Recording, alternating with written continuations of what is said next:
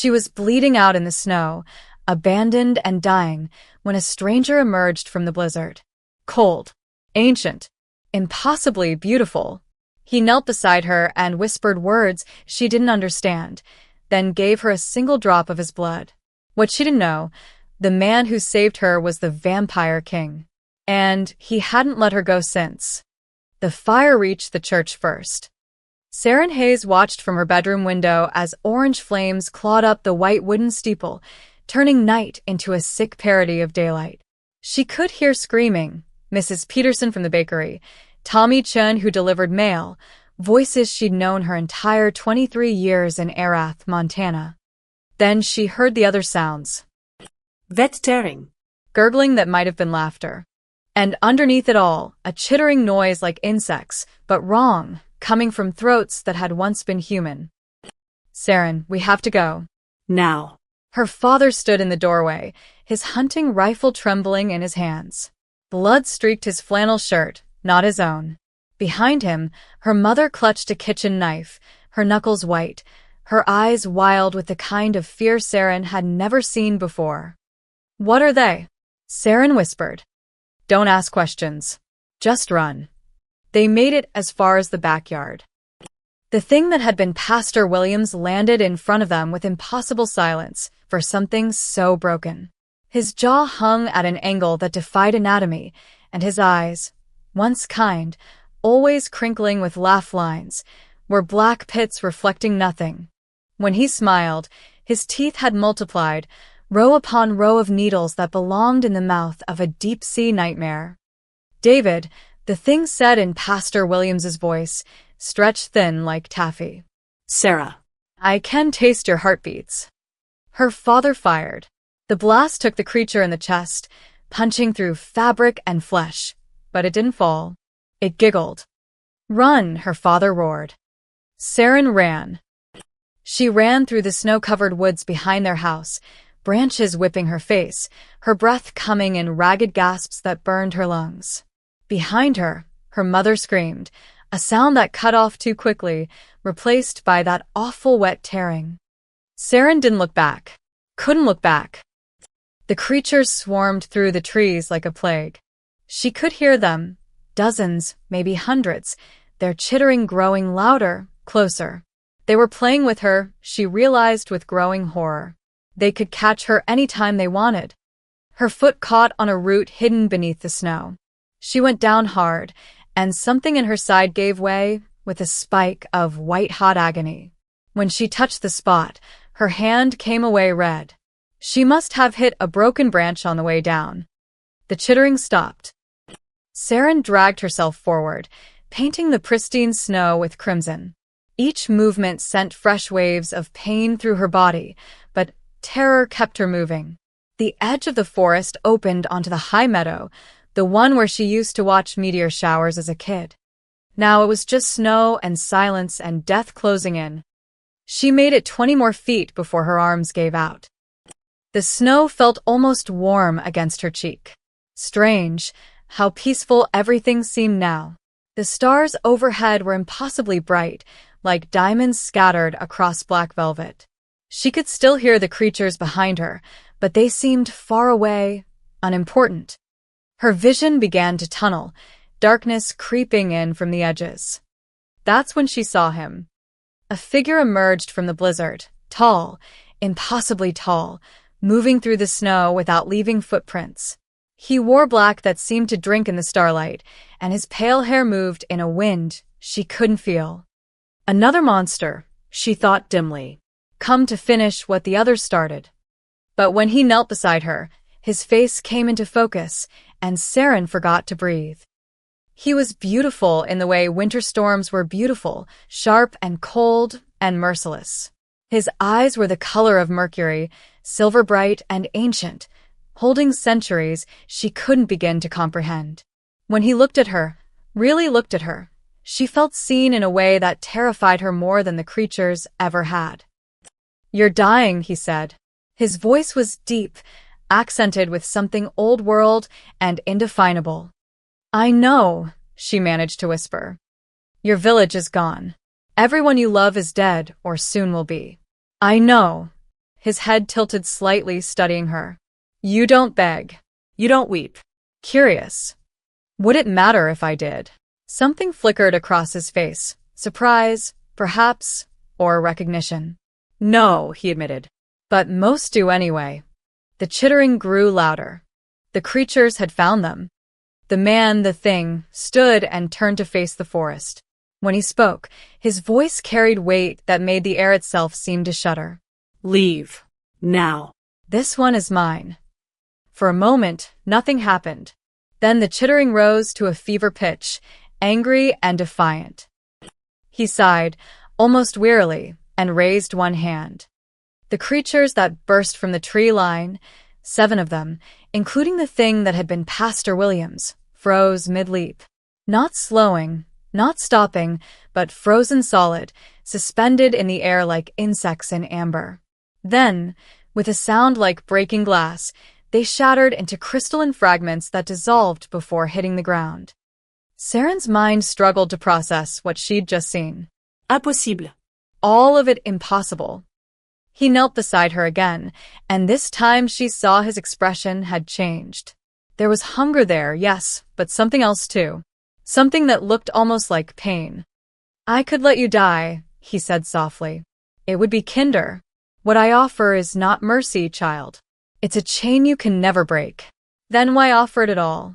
His silver eyes met hers, and in them she saw loneliness, so vast it made her own pain seem insignificant. Because your blood sang to me across the void. Because it's been 300 years since I felt anything but hunger. Because he paused, something almost vulnerable crossing his face. Because I'm tired of being alone.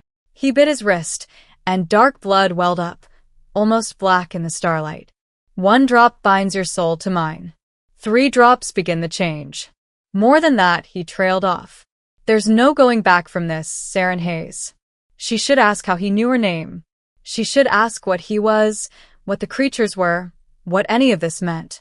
But her vision was fading again, and distantly, she could hear more chittering, more of those things coming. She opened her mouth. He placed his wrist against her lips, and a single drop of blood touched her tongue. It tasted like winter midnight, an ancient stone, and something indefinable that made every nerve in her body scream. Her back arched, and she heard herself cry out, but the sound seemed to come from very far away. The last thing she saw before darkness took her was his face above hers, and the way his expression twisted with something that might have been regret. Forgive me, he whispered, for what you'll become, for what I've done.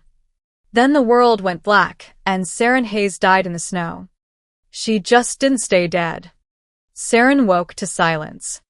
Not the peaceful kind, the oppressive kind, the kind that pressed against her eardrums like water pressure. She lay perfectly still, eyes closed, trying to remember. The snow, the creatures, her parents' screams, the man with mercury eyes. Your blood sang to me across the void. Her eyes snapped open. Stone ceiling, ancient, crumbling, covered in frost that glittered in the weak light filtering through gaps in the walls. She was lying on something soft, a bed, she realized, though the mattress felt antique, the fabric brittle with age. Saren sat up slowly, expecting pain from the wound in her side. Nothing. She pulled up her shirt with trembling hands. Smooth skin. Not even a scar. Just a faint silvery marking that looked almost like a handprint, as if someone had pressed their palm against her while she bled out. You healed faster than I anticipated. She jerked toward the voice, her movement inhumanly quick. Too quick. The world blurred, and suddenly she was standing 5 feet from where she'd been, her back pressed against the cold stone wall.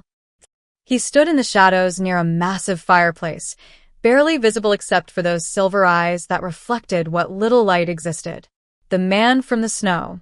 No, not a man. She knew that now with bone-deep certainty. What did you do to me? Her voice came out steadier than she felt. I kept you from dying. He stepped forward into a shaft of weak sunlight that barely penetrated the grimy windows. Dawn, she realized. It was dawn. 3 days ago, you were bleeding out in the snow. Now you're standing in Castle Moorhallow, asking questions. Consider it an improvement. 3 days. Transformation takes time. Your body needed to remake itself. Transformation. The word hung between them like a blade. Saren looked down at her hands, still the same calluses from working at her dad's hardware store, still the crooked, pinky fingers she'd broken at 12. But when she flexed them, she could feel strength coiled beneath her skin, something dangerous and new. There's a mirror, he said, gesturing to a tarnished silver mirror leaning against the far wall. If you want to see. She didn't want to. She walked toward it anyway, her legs carrying her across the room with that same unsettling speed. When she looked at her reflection, her breath caught. It was her face, same dark hair, same hazel eyes, same small scar on her chin from falling off her bike. But something was off. The reflection seemed to lag, just by a fraction of a second, as if the girl in the mirror was echoing her movements rather than mirroring them. And her eyes. There was something in them now, a faint luminescence that hadn't been there before. What am I? She whispered to her own reflection. That's a complicated question. She spun to face him, and this time she heard it, the absence. He wasn't breathing. Standing there in his black coat, still as a statue, he wasn't breathing at all. You're a vampire, she said flatly. A slight smile tugged at his lips. Simplistic, but essentially correct. I am Vaelric Thorn, last of the pure-blood line, king of nothing, and apparently, your savior. The title sounded bitter in his mouth. And you, Saren Hayes, are becoming something that should not exist. Explain. I gave you 1 drop of my blood. 1. It should have healed you, perhaps extended your life, created a bond. Nothing more. He moved closer, and she noticed how carefully he approached, like someone trying not to spook a wild animal. But your body drank it, absorbed it, changed from it. That shouldn't be possible from a single drop. Saren touched her chest, right over her heart. It was still beating, she could feel it, but the rhythm was wrong. Too slow. Each thump felt heavy, deliberate, like her heart was having to remember how to work. Am I going to die? Eventually, everything dies. But not today. Vaelric stopped a few feet away, studying her with an intensity that made her skin prickle. The question is what you'll become before that happens. A sound echoed through the castle, distant but clear. Footsteps far below. Saren's head snapped toward the door. How did I? Your senses are sharpening. Sound, smell, sight. In a few days, you'll be able to hear heartbeats from a mile away. His expression darkened. You'll be able to smell blood from even farther. The word blood sent a shiver through her, and not entirely from fear. Something deep in her gut twisted, a hunger she'd never felt before. As if saying the word had awakened something sleeping inside her. Vaelric's nostrils flared slightly. You feel it, the hunger. I fine. You're lying. Your pupils dilated. Your breathing quickened. He turned away, toward the massive windows that looked out over snow-covered mountains. This is why I call it a curse, not a gift. The hunger never truly leaves. You simply learn to live with it. Saren wrapped her arms around herself, suddenly cold despite the lack of actual temperature change. My family. Gone. The feral ones don't leave survivors. The town. Burned. I'm sorry. The word should have broken her. Should have sent her to her knees, screaming. But instead, she felt numb. Distant.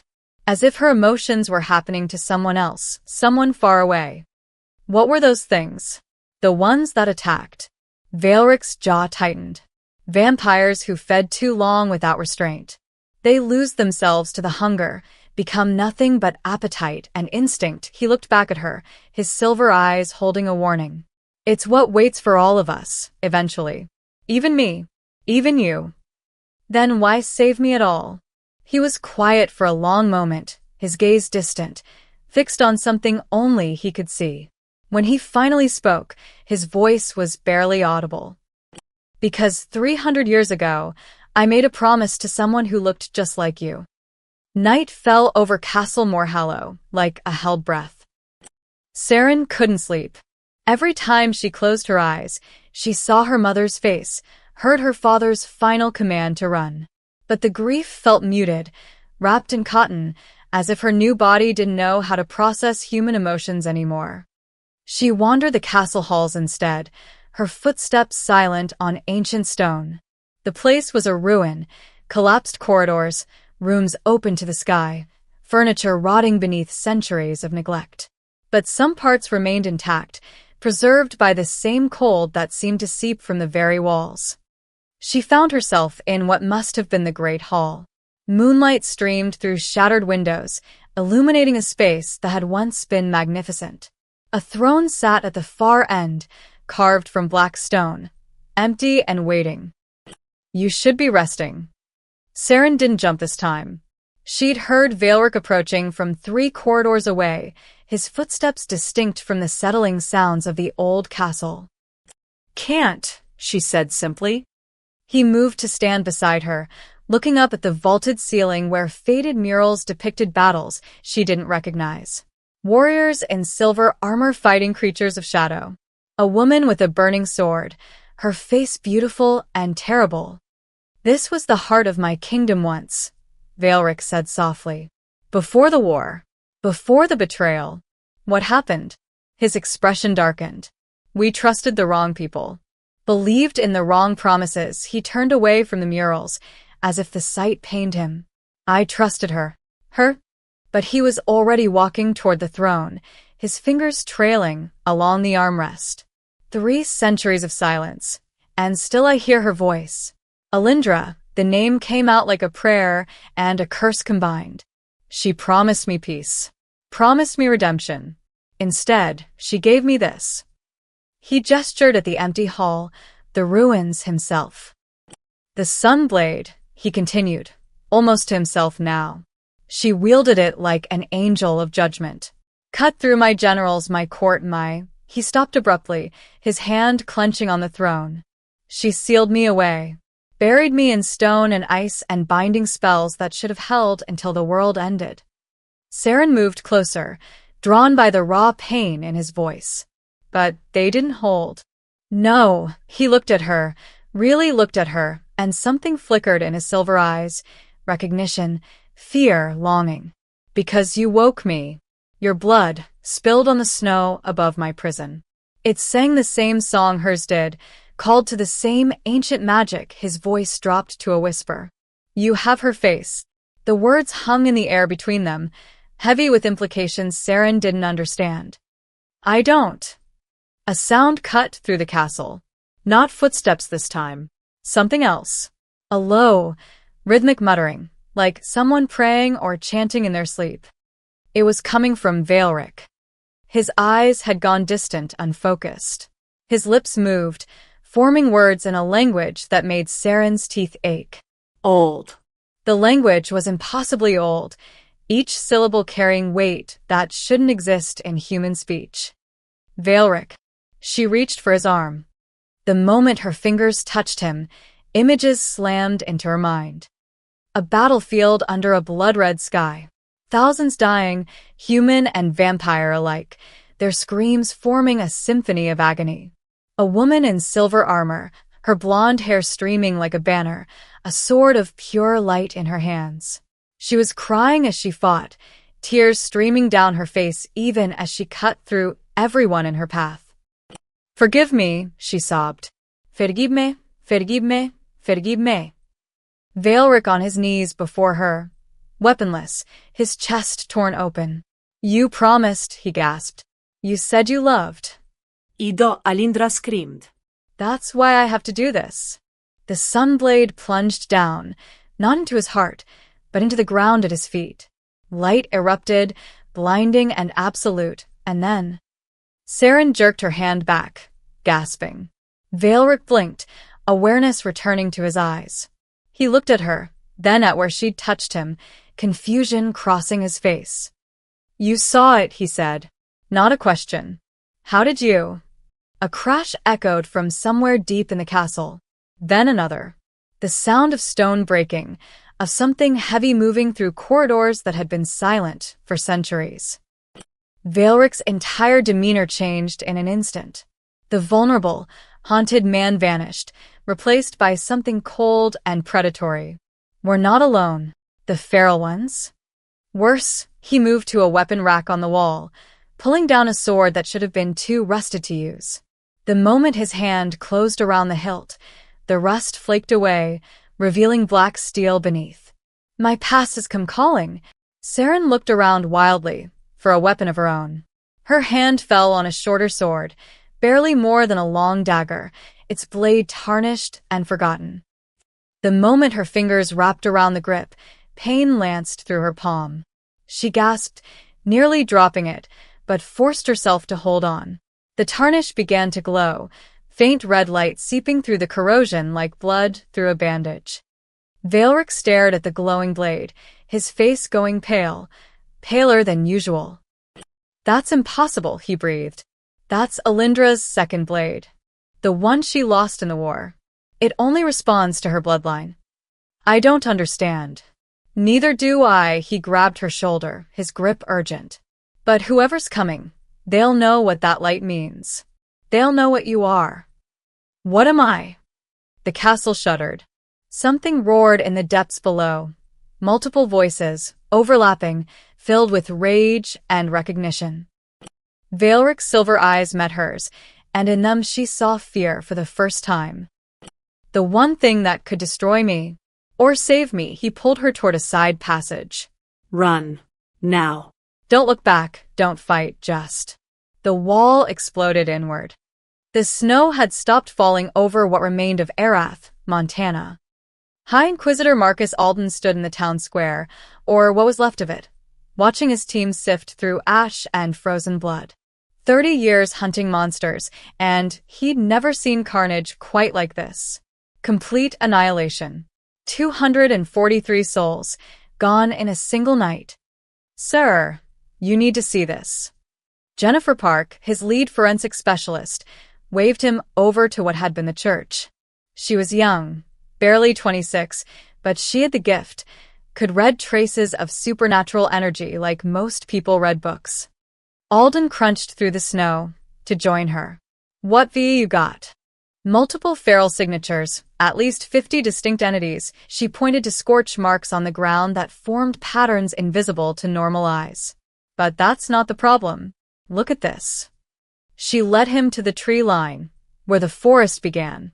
Deep gouges in the snow showed where someone had been dragged, had crawled, leaving a trail of blood that painted the white ground crimson. Survivor? Alden asked, though he knew better. Ferals didn't leave survivors. That's what I thought at first. Jennifer knelt, her gloved hand hovering over the blood trail. Her eyes unfocused slightly, seeing beyond the physical. When she spoke again, her voice was tight. The blood changes. See here? Human. Definitely human. But then, she moved forward 20 feet. Here it's different. Still human, but wrong. Contaminated. Alden felt ice that had nothing to do with the weather settle in his gut. Contaminated how? Pureblood vampire essence. Mixed directly with human blood while the human was still alive, she looked up at him, her dark eyes wide. Someone was transformed here, sir. Not turned like the ferals. This is old magic. Forbidden magic. That's impossible. The purebloods are extinct. The magic doesn't lie. Jennifer stood, brushing snow from her knees. Someone saved a dying human by binding them with pure blood essence. Someone with enough power to disintegrate 50 ferals without leaving bodies. Alden pulled out his phone, scrolling to a file he'd hoped he'd never have to open again. Ancient text, translated from Latin, recovered from the Vatican archives before the Church officially abandoned supernatural research. When the last king wakes, he shall choose a vessel, one of pure heart and cursed blood. She shall be his salvation or his destruction, marked by the Sunblade's legacy. Jesus Christ, he muttered. Sir?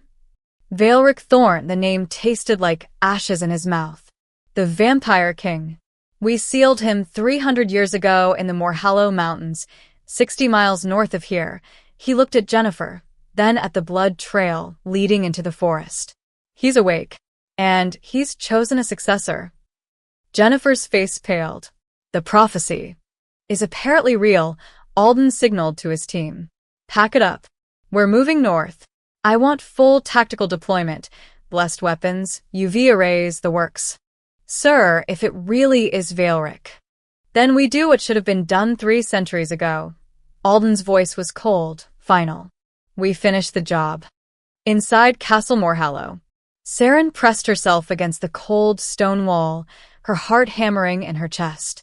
The glowing sword in her hand pulsed in rhythm with her heartbeat, its red light growing stronger with each passing second.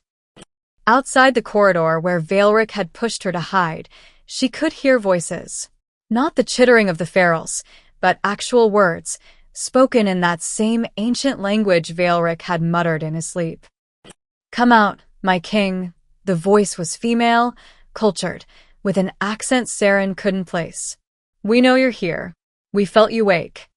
Valeric stood in the hallway center, his black sword held loosely at his side. His expression was carved from ice. Celine, I should have known you'd survive. Of course I survived. You taught me too well. A figure emerged from the shadows, a woman, beautiful and terrible, her skin pale as moonlight, her eyes black from edge to edge. She wore leather armor that looked medieval, and when she smiled, her fangs were delicate and sharp. Though I'm disappointed, Valeric. 300 years, and you wake for a human? She's none of your concern. Oh, but she is. Another figure appeared, this one male, massive and scarred, his arms thick with muscle. We felt the binding, my lord. Felt you share your blood with mortal flesh. His lip curled in disgust. You, who preached purity. You, who executed our brother for the same crime. Darius, Valeric's voice remained level, but Saren saw his grip tighten on his sword. You're looking well for a dead man. We waited, Darius growled.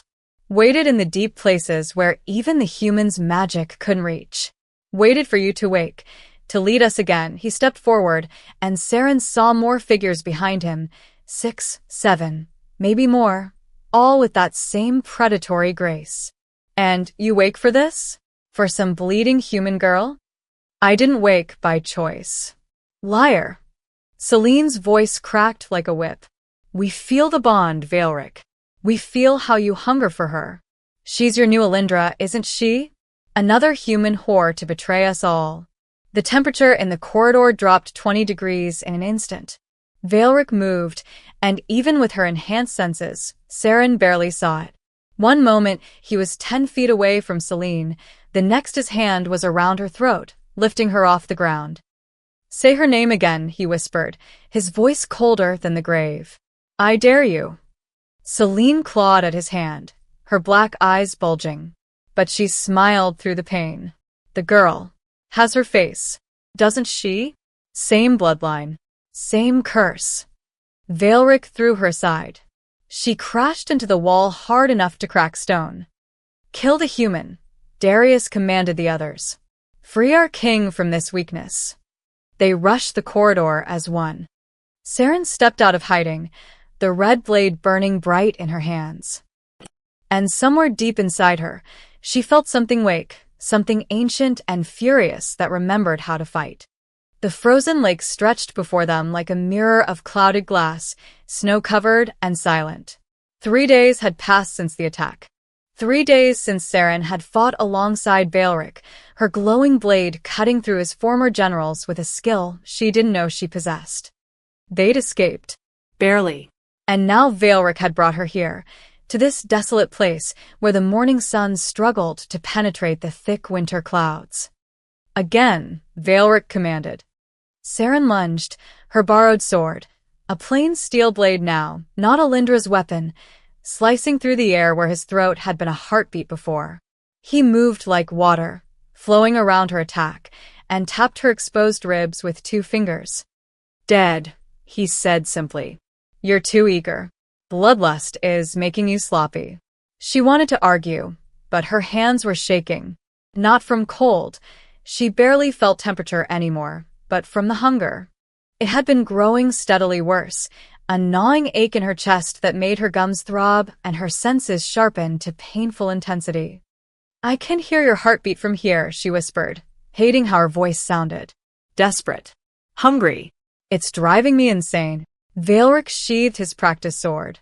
"Then we stop practicing combat and start practicing control." See. She dropped onto a snow-covered boulder, her legs grateful for the rest. Valeric sat across from her, close enough that she could see the barely visible pulse in his throat. Close enough to smell him. Ancient stone and winter pine, and underneath it all, that intoxicating scent of old blood. "The hunger never stops," he said quietly. "But you can learn to quiet it. To live with it rather than be controlled by it. Close your eyes." Saren obeyed, though every instinct screamed at her not to show vulnerability to a predator. "Feel your heartbeat. Listen to it. It's slow now, isn't it? Slower than it should be." She focused inward. He was right. Her heart beat perhaps once every 3 seconds, each thump heavy and deliberate. "That's your humanity fighting the change. Your body remembering what it was, trying to hold onto mortality." His voice was soothing, hypnotic. "The hunger comes from the conflict, from the war inside you between what you were and what you're becoming. How do I stop it? You don't. You accept it. Both sides. Human and vampire, mortal and immortal. When you stop fighting yourself, the hunger becomes manageable." A pause. Most of the time, Saren opened her eyes. Valeric was watching her with an expression she hadn't seen before, something almost gentle, tinged with sadness. "You were human once," she said. "It wasn't a question. 500 years ago. I barely remember it now." He looked out across the frozen lake. "I remember sunlight without pain. I remember eating food and tasting it. I remember being warm, a ghost of a smile. Small things. But they fade. Everything fades, given enough time. Do you regret it? Becoming what you are." Every day, the admission seemed to surprise him as much as her. "But regret doesn't change anything. We are what we are, Saren. The question is what we choose to do with it." She thought of the fight 3 days ago. The way the blade had felt natural in her hand. The way she'd moved, faster and more fluid than any human could. The way she'd driven Alindra's red sword through Darius's shoulder, forcing him back. "I could feel it during the fight," she said slowly.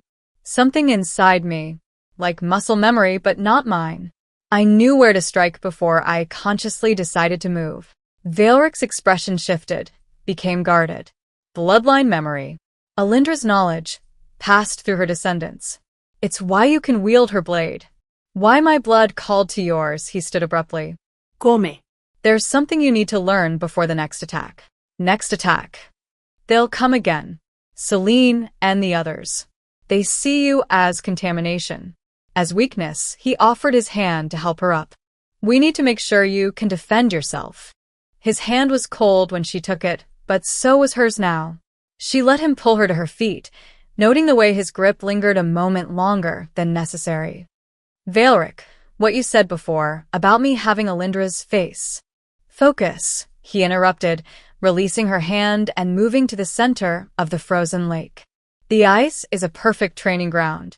Slippery, unstable, unforgiving. If you can fight here, you can fight anywhere." She followed him onto the ice, her boots finding purchase despite the treacherous surface. "You're avoiding the question." "I'm avoiding a conversation that will only distract you from staying alive." He drew his sword. "Now. Attack me. And this time, don't hold back.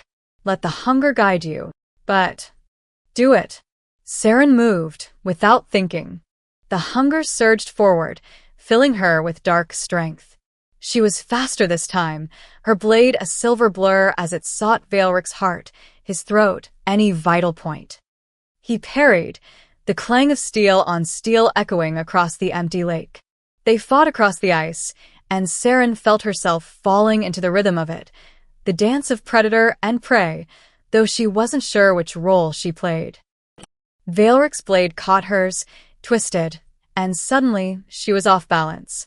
She stumbled, and he was there, catching her before she fell. His arm around her waist, his face inches from hers. "Better," he murmured. "You're learning." Time seemed to stop. Saren could feel his breath on her skin. Cold air, no warmth in it, but somehow intimate anyway. His silver eyes held hers, and in their depths she saw centuries of loneliness, of loss, of wanting something he'd convinced himself he could never have. "Valeric," she whispered. His jaw clenched. Don't what? Don't look at me like that. Like I'm something other than the monster who did this to you. You saved my life. I cursed you to half-existence. There's a difference, but he didn't let go. Didn't step back." Saren reached up slowly, giving him time to pull away. When he didn't, she touched his face, her fingers tracing the sharp line of his jaw. His skin was cold marble, perfect and lifeless. "I should hate you," she said softly. "Everything I lost, everything I'll never have again. It's because of you." "Yes. But I don't." The admission felt dangerous, like standing at the edge of a cliff. "I should, but I don't." Something broke in his expression. Before she could process it, his mouth was on hers, cold and desperate and hungry. Not for blood, for connection, for feeling, for something beyond the endless void of immortal existence. Saren kissed him back, her hands tangling in his pale hair, and for just a moment the hunger faded. For just a moment, she felt alive again. Then Valeric jerked back as if burned. "No," he gasped. "No, this is." He turned away, his hand pressed to his mouth. "I can't. Not again. Not after." "After Alindra?" He flinched like she'd struck him. "You don't understand. Everyone I've ever..." He stopped, his voice raw. "They all die, Saren. Everyone I love, they all die. And it's always my fault." Before she could respond, her mouth filled with the taste of copper. She doubled over, gasping. The hunger roared back 100 times stronger, no longer manageable, no longer controllable. Her gums split as fangs pushed through, real fangs, and the world exploded into a symphony of heartbeats and blood scent. "Saren, look at me. Look at me." Valeric's hands were on her shoulders, forcing her to meet his eyes. "Breathe. You can control this." "I can't. There's too much I need." He made a decision. She saw it in his eyes the instant before he bit his own wrist, fresh blood welling up black and powerful. "3 drops begin the change," he said, his voice steady despite the weight of what he was offering. "You've had 1. Take more, and you cross a threshold you can't return from. But it will ease the hunger. For a while." Saren stared at his bleeding wrist, transfixed. Every instinct screamed at her to take it, to drink, to satisfy the gnawing emptiness inside her. "What happens if I take it? You become something new. Something the world hasn't seen in centuries." His silver eyes were grave. "And you'll be bound to me completely. Our souls, our fates, intertwined until one of us turns to dust." She should refuse. Should fight through the hunger on her own. But looking at Valeric, at the vulnerability in his ancient eyes, at the way he offered her his blood despite his fear of losing someone else, Saren took his wrist and drank. The world exploded into sensation. Images flooded her mind, not memories, but visions. Future, past, possibility, all tangled together. She saw herself on a throne of crimson ice. Saw Valeric standing beside her, his hand in hers. Saw blood and fire and a war that would shake the foundations of reality. And underneath it all, she felt the bond snap into place. Unbreakable. Eternal. When she released his wrist, gasping, Valeric caught her as her knees gave out. "What did you see?" he demanded. Saren looked up at him, her vision still swimming with prophecy and power. "The end," she whispered.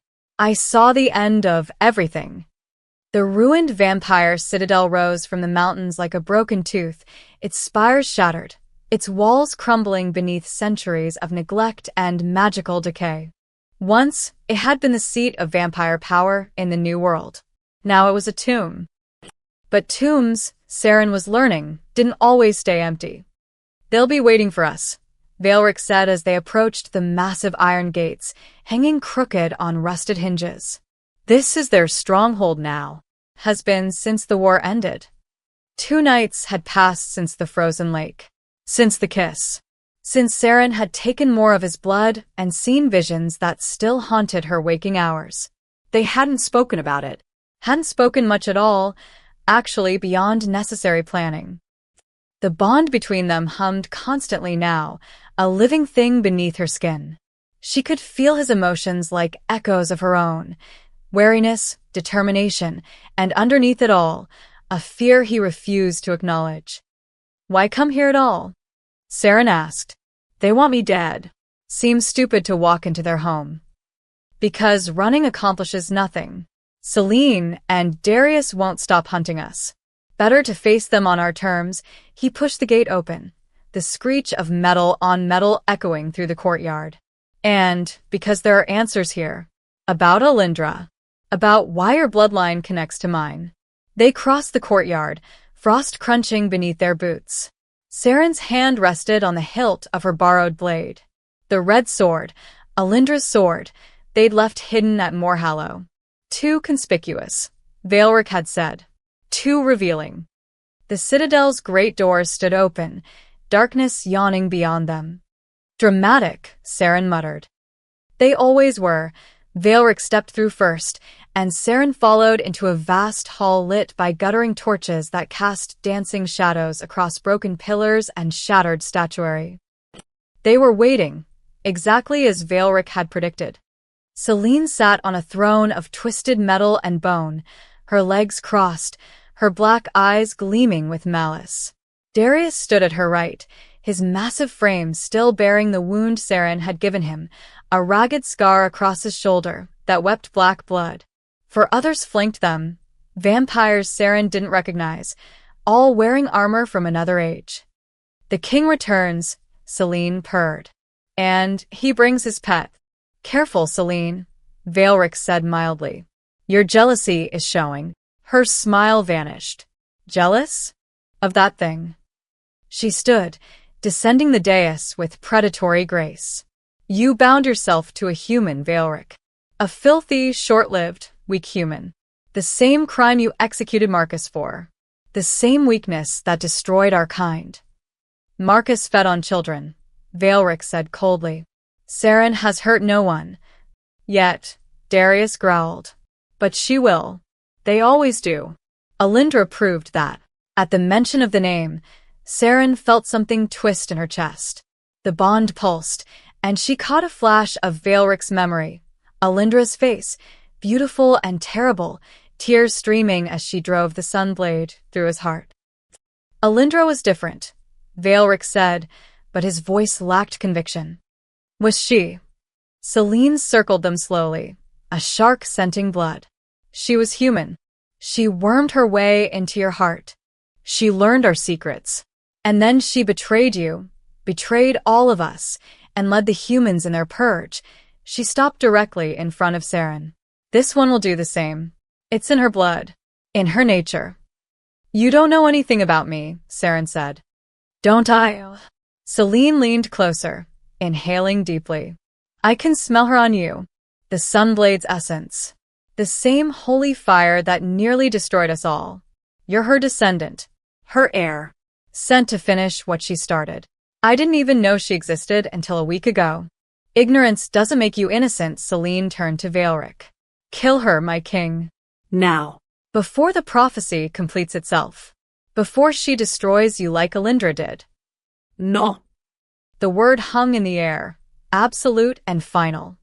Darius stepped forward, his hand on his sword. You would choose her over us? Over your own kind?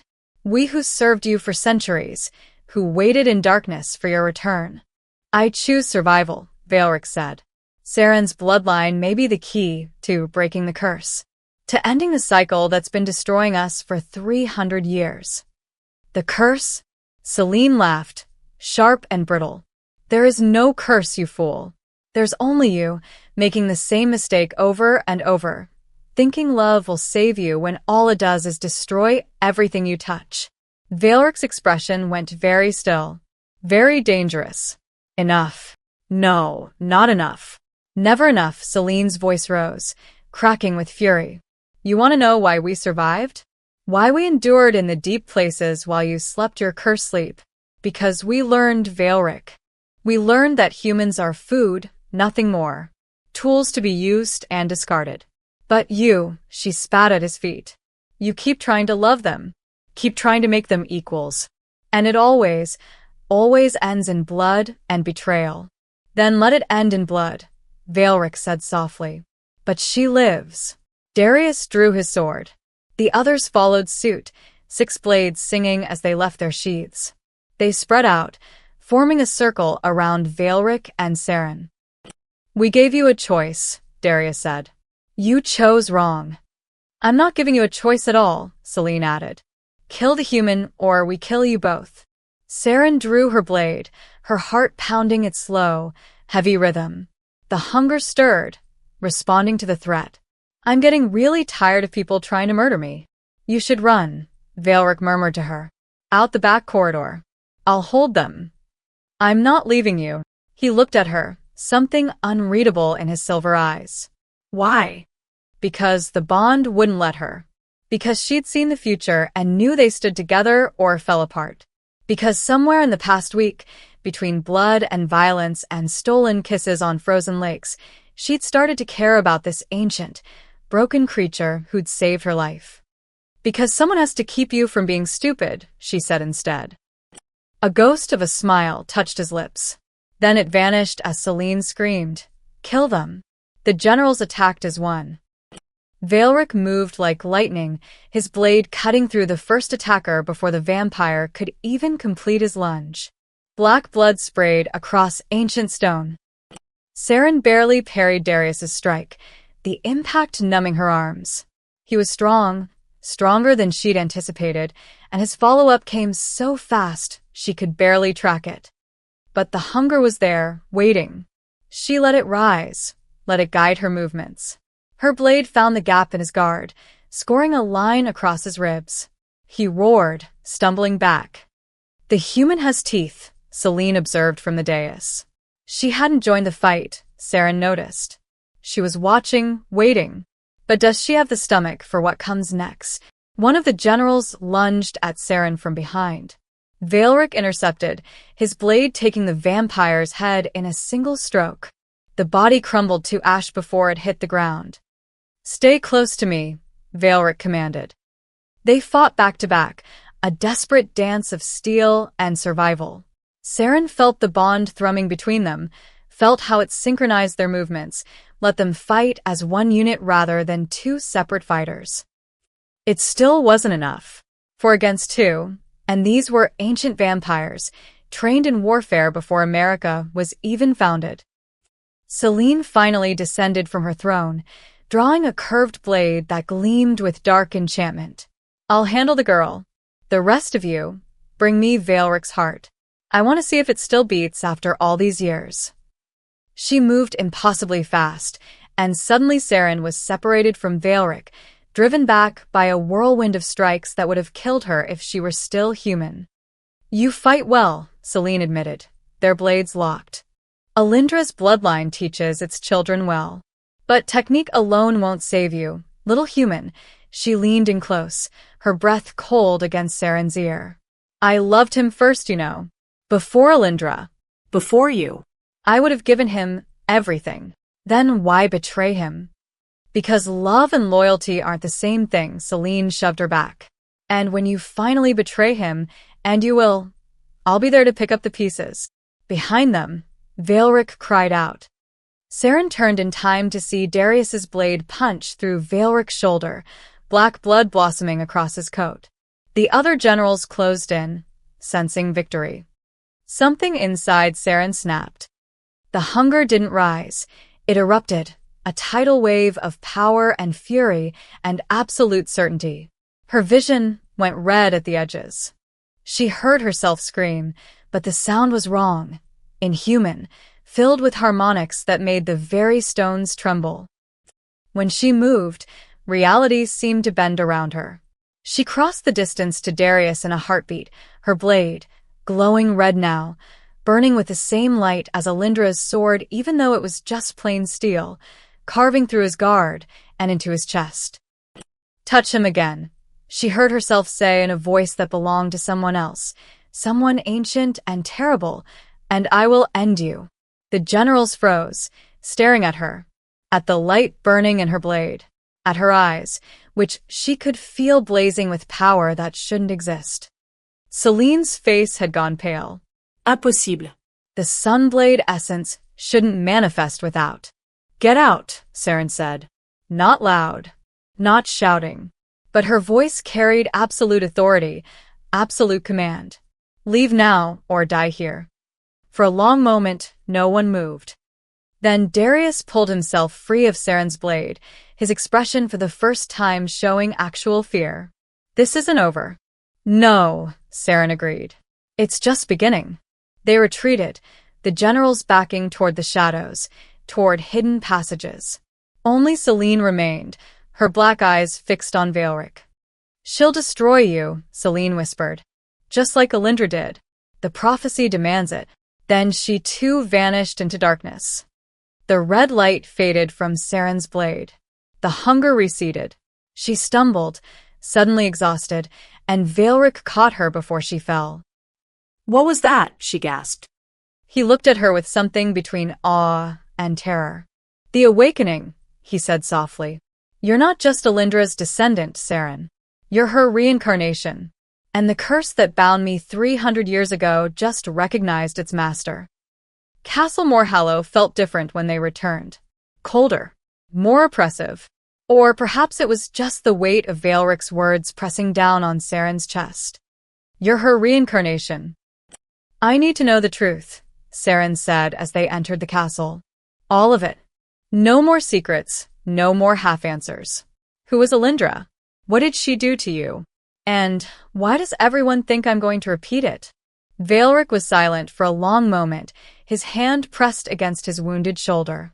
The injury was already healing, black blood clotting unnaturally fast. "There are places in this castle I've avoided for 3 centuries. Places that hold memories I'd rather stay buried. Too bad. I'm done being kept in the dark." Something flickered in his silver eyes, respect, maybe, or resignation. "Follow me." He led her through corridors she hadn't explored before, deeper into the castle's heart. Down stone stairs that spiraled into darkness, past doors sealed with rust and time. The air grew colder with each step, until Saren could see her breath misting before her face. Finally, they reached a massive iron door covered in symbols that hurt to look at. Veilric placed his palm against the metal, and the symbols flared with pale light. The door groaned open, revealing a chamber beyond. The catacombs. Torches ignited as they entered, revealing a vast underground space. But it wasn't the typical burial chamber Saren expected. The walls were covered in murals, hundreds of them, painted in colors that still held their vibrancy despite the centuries. "This is the history they don't teach," Veilric said quietly. "The truth about the vampire-human war. About what really happened." Saren moved closer to the nearest wall. The mural showed a castle under siege, humans and vampires fighting side by side against something else. Creatures of shadow and nightmare, neither living nor dead.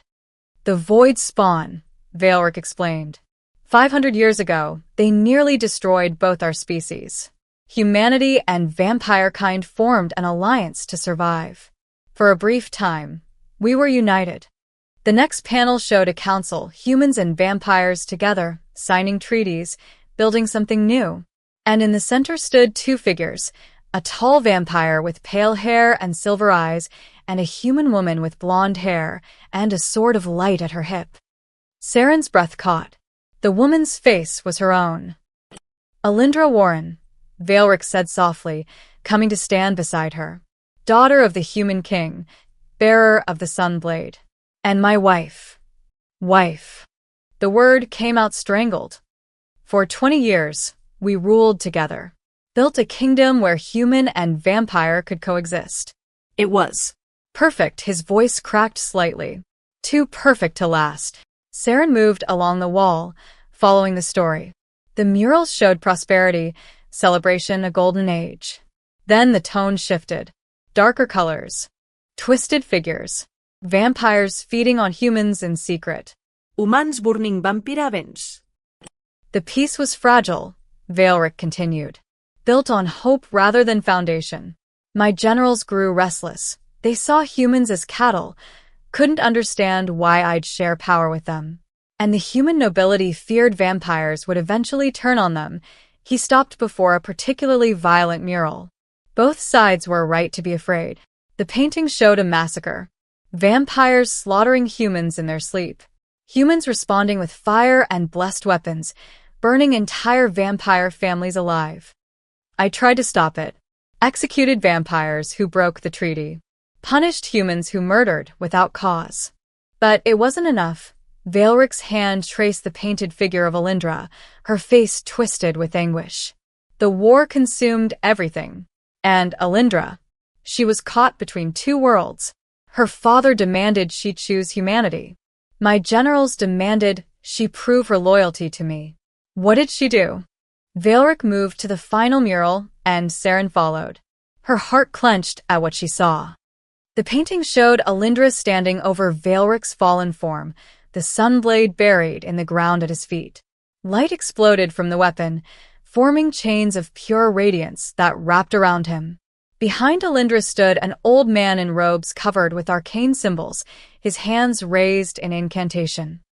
She chose neither side, Veilric said, his voice hollow. She chose to end the war the only way she could, by removing its primary catalyst. Me. She sealed you away. She and her father's court mage, yes. Used the Sunblade to create a prison that would hold me until... Well, until you, he looked at Saren. The spell required a key. A specific bloodline carrying both human and vampire essence. Alindra's bloodline. Saren felt cold understanding Dawn. She was pregnant. Veilric's eyes closed. 3 months. I didn't know. She never told me. The mage wove her unborn child into the spell, a failsafe. Only Alindra's descendants could wake me, and only if my blood called to theirs. But why? If she wanted you gone. Because she hoped the world would change. That someday, centuries later, a descendant of hers would find me. And if that descendant's blood sang to mine the way hers once did, if the bond formed naturally, he opened his eyes. It would mean the curse was broken. That human and vampire could truly unite without destruction. Saren stared at the mural, at Alindra's painted face streaming with tears. She loved you. Even as she imprisoned you, she loved you. Yes. And it destroyed her. Veilric moved deeper into the catacombs, where the murals gave way to carved text. The spell killed the mage. The strain of containing my power burned him to ash. And Alindra, his voice broke. She died giving birth. The child, our child, survived, but she didn't. I'm sorry. Don't be. She made her choice. Saved thousands of lives by ending the war. He stopped before a section of carved text that glowed faintly in the torchlight. This is her prophecy. The words she spoke as she died. Saren read the ancient script, translated somehow by the bond into words she could understand. When blood calls to blood across the void, when winter's daughter wakes the frozen king, she shall be salvation or destruction. The choice shall break the curse or bind it anew. 2 drops to heal, 3 drops to change, but the 4th drop brings the reckoning, and in that moment, one must die so that both may truly live. The 4th drop, Saren whispered. I've taken 3 of your blood. What happens if I take a 4th? Veilric's expression was grave. The prophecy completes. The curse breaks. And according to Alindra's dying words, one of us dies so the other can transcend what we are. That's insane. There has to be another way. There isn't. I've had 300 years to search for loopholes. The magic is absolute. He turned to face her fully. This is why Celine and the others want you dead. They think if they kill you first, the prophecy fails and I remain as I am, pure vampire unchained. And what do you think? He was quiet for a long moment. I think Alindra was the wisest person I've ever known. And if she built this into the spell, she had a reason. His silver eyes held hers. I think she believed love was worth dying for. That some things matter more than immortality. Saren looked back at the prophecy, her mind racing. The choice shall break the curse or bind it anew. What curse? What's actually being broken? The inability for humans and vampires to coexist without mutual destruction. The hunger that drives vampires to madness. The fear that drives humans to genocide. He gestured at the murals around them. All of it. The cycle Alindra died trying to end. So either we complete the prophecy and one of us dies, breaking the cycle forever, or we refuse it and nothing changes. The war continues. Essentially, yes. Saren pressed her hands against her temples, trying to process everything. Her ancestor had married Veilric, had loved him, had sealed him away to save the world, then died giving birth to a child who would carry both their bloodlines forward through the centuries. And now that bloodline had led Saren here, to this castle, to this moment. There's something else, Veilric said quietly. Something I haven't told you. Of course there is. The reason your blood called to me so strongly, the reason the bond formed so quickly, it's not just because you're Alindra's descendant. He moved to a final mural, this one smaller, tucked in an alcove. It showed Alindra in a laboratory, working with vials of blood, vampire blood mixed with her own. She experimented on herself, Saren breathed, mixed your blood with hers. She wanted to understand what I was. Thought if she could bridge the gap between human and vampire in her own body, she could save the kingdom. Veilric's expression was haunted. It's why the pregnancy killed her. Why her child survived when it should have been impossible. She'd already begun changing herself into something new. So, I'm not just her descendant. I'm the descendant of a human-vampire hybrid. The blood of balance, Veilric confirmed. Neither fully human nor vampire, but something that could potentially be both. It's what makes you so dangerous, so powerful, and why the fourth drop of my blood would complete the transformation Alindra started centuries ago. Saren looked at her hands, seeing them with new understanding. Not cursed, not contaminated. Designed. Alindra had engineered her own bloodline to produce someone like Saren. Someone who could finish what she'd started. Did you know, she asked, when you saved me that night, did you know what I was? Not consciously. But my blood knew. It recognized yours, he met her eyes. I'm sorry, Saren, for all of this. For dragging you into a war that ended 3 centuries ago. For making you the key to a prophecy you never asked for. She should be angry. Should hate him for the burden he'd placed on her shoulders. But looking at him, this ancient creature who'd lost everything, who'd been imprisoned for 300 years, who'd woken to find the world changed and his generals corrupted, she felt only a strange sort of kinship. They were both prisoners of Alindra's legacy, both trapped by choices made long before they were born. We'll find another way, Saren said firmly. A way that doesn't end with one of us dead. Veilric smiled, sad and knowing. That's exactly what Alindra would have said. The blood moon rose 3 nights later, turning the snow around Castle Moorhallow crimson. Saren stood on the battlements, watching the forest below. She could see them gathering, shadows moving between the trees, dozens of them, maybe hundreds. The feral vampires had returned, drawn by the blood moon's call. And leading them were figures she recognized, Celine's graceful silhouette, Darius's massive form, the 4 other generals spreading out to encircle the castle. They brought an army, she said. Veilric joined her, his face grim. Not just vampires. Look there, on the eastern ridge. Saren's enhanced vision picked out new shapes. Humans in tactical gear, carrying weapons that gleamed with silver and blessed steel. UV lamps mounted on their vehicles cast pools of pale light across the snow. The hunters, she breathed. But why would they work with vampires?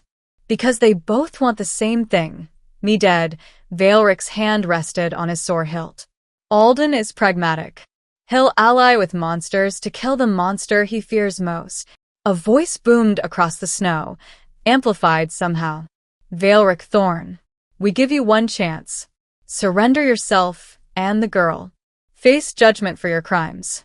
Refuse, and we burn everything.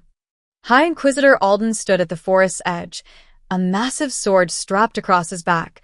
The same sword from the murals, Saren realized with shock. The Sunblade. He has Alindra's weapon, she whispered. Her family kept it for generations. Passed down through the Warren line as a symbol of humanity's victory, Valeric's expression darkened. I'm surprised it still functions after so long. Can it kill you? It was designed specifically to kill me. So yes. A second voice cut through the night, Celine's tone mocking and cruel. Did you hear that, little human? Your ancestor's sword will be the weapon that ends him. Poetic, isn't it? History repeating itself, just as we predicted. Saren gripped the battlements, her knuckles white. We can't fight them all. No, Valeric agreed. We can't. But we can make them regret the attempt. He turned to her, his silver eyes intense. Everything we've trained for, everything you've learned, you'll need it tonight. Stay close to me. Don't let them separate us. What about the prophecy? If one of us dies, then we die fighting, not cowering. He cupped her face with one cold hand. I've lived 500 years, Saren. I'm not afraid of death. But I am afraid of losing you before we've had a chance to. He stopped, seeming to struggle with the words. To what? Instead of answering, he kissed her. Hard and desperate and final, like a man drowning and she was air. When he pulled back, his expression was raw. To see if we could have what Alindra and I never did. A real chance. The first explosion shattered the moment. The eastern wall erupted in flames as the hunters launched their assault. UV light flooded the courtyard, forcing Valeric back into the shadows with a hiss of pain. Here they come, he growled. The feral vampires swarmed over the walls like insects, their chittering screams filling the night. Behind them came Celine's generals, coordinating the attack with military precision. And from the breach in the wall, hunters poured in, their blessed weapons cutting down ferals and seeking the true target. Saren drew her blade, feeling it warm in her hand. The red light didn't come. Not yet, but she could feel it waiting, coiled beneath her skin like a sleeping dragon. Valeric moved into the courtyard, and the first wave of ferals died before they could even register his presence. He was beautiful and terrible, a whirlwind of death, his blade painting the snow black with corrupted blood. But there were too many. A feral latched onto his back, teeth sinking into his shoulder. Another grabbed his leg. Saren screamed and charged, her blade taking the first one's head. She kicked the second away, putting herself between Valeric and the swarm. Back to back, she commanded. They fought as one, the bond between them singing with shared purpose. Saren felt his movements before he made them, adjusted her stance to cover his openings. When a hunter's blessed blade came for her heart, Valeric was there, deflecting it. When 3 ferals tried to overwhelm him, her sword cut them down. Snow turned red beneath their feet. Black blood and human blood mixing, creating patterns that steamed in the frozen air. Darius emerged from the chaos, his massive sword aimed at Saren. The human dies first. She met his strike, but the impact drove her to her knees. He was too strong, too experienced. His follow-up would have split her skull if Valeric hadn't intercepted, their blades clashing with a sound like thunder. She's mine to protect, Valeric snarled. Then you'll die with her. Darius roared, pressing his attack. Saren scrambled to her feet, but a hunter tackled her from behind. They rolled across the bloody snow, his silver knife seeking her throat. She caught his wrist, her enhanced strength barely holding him back. Monster, he spat. Abomination. I didn't ask for this, she gasped. Doesn't matter. You're a weapon, and weapons must be destroyed. Saren's vision blurred red. The hunger rose, and with it came the power. Her hand closed around his throat, and she felt rather than saw the light burning in her eyes. The hunter's expression shifted from hatred to terror. "No," she whispered, forcing the hunger back down. "I won't become what you think I am." She threw him aside, non-lethally, and turned to find Veilric. He was surrounded. Selene, Darius, and 2 other generals had him cornered against the castle wall. His coat was torn, black blood streaming from a dozen wounds. He was fast, but even he couldn't fight 4 ancient vampires at once. "Veilric!" Saren screamed.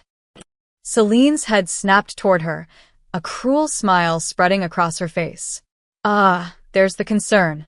The love." "Perfect," she gestured, and Ferals blocked Saren's path, separating her from Veilric. "Watch him die, little human, just like Alindra did." High Inquisitor Alden appeared on the battlements above, the sunblade blazing with holy light. He raised the weapon, and Saren could feel its power even from here, ancient magic designed to destroy the Vampire King. "For humanity," Alden intoned. For all those you've destroyed. No. Saren threw herself forward, cutting through Ferals with abandon. The hunger didn't rise, it exploded. Red light burst from her skin, from her eyes, from the blade in her hand. She crossed the courtyard in a heartbeat, moving faster than thought. The sunblade came down, aimed at Veilric's heart. Saren intercepted it with her bare hand. The holy fire should have incinerated her, should have burned through flesh and bone and reduced her to ash. Instead, it absorbed into her palm, drawn into her body like water into parched earth. Alden's eyes widened in shock. Impossible. Saren ripped the sunblade from his grip and threw it aside. Then she turned to face the generals, and the power of the blood moon surged through her. Red light exploded outward in a wave that sent everyone, vampire and human alike, stumbling back. Enough! Her voice carried weight that shook the castle foundations. This ends now. The sunblade, lying in the snow, began to glow. Not with holy fire, but with crimson light that matched the power radiating from Saren. It rose into the air, drawn to her like iron to a magnet, and flew into her waiting hand. The moment her fingers closed around the hilt, memories flooded her mind. Not hers, Alindra's. 3 centuries of bloodline memory, of knowledge passed down through generations, all crystallizing in a single instant of perfect clarity. She understood. Finally, she understood what Alindra had done, what she'd planned. The sunblade wasn't meant to destroy Veilric. It was meant to balance him. And only someone carrying both bloodlines, human and vampire, Alindra and Veilric, could wield its true power. Saren raised the blade high, and the blood moon's light concentrated into a single point above her head. Then she brought it down, slamming the weapon into the ground. A shockwave of crimson and silver light exploded outward, a storm of pure magical energy that swept across the battlefield. Ferals caught in its path didn't die, they changed. The madness left their eyes, awareness returning. They stumbled, confused, looking at their hands as if seeing them for the first time in years. The generals shrieked as the wave hit them, driving them to their knees. Selene clutched her head, screaming. The hunters' blessed weapons shattered, their holy symbols cracking and crumbling to dust. And at the center of it all stood Saren, the sunblade blazing in her hands, her eyes burning with power that belonged to neither vampire nor human, but something entirely new. "The war is over," she declared, her voice carrying to every corner of the battlefield. "The curse is broken, and anyone who wants to continue fighting will answer to me." Silence fell over Castle Moorhallow. Snow drifted down, no longer red, but pure white again. Veilric pulled himself to his feet, staring at her with awe and something that might have been fear. "Saren, what did you do?" She looked down at her hands, at the sunblade that no longer burned with destructive fire, but with light that healed rather than harmed. "I took the 4th drop," she whispered, feeling the truth of it in her bones. "When I caught the blade, when I absorbed its power, I completed the transformation." But the prophecy says one must die. No, she met his eyes. It says one must die so both may live. I just killed what I was. What we both were, she smiled, tears streaming down her face. And now we're something new.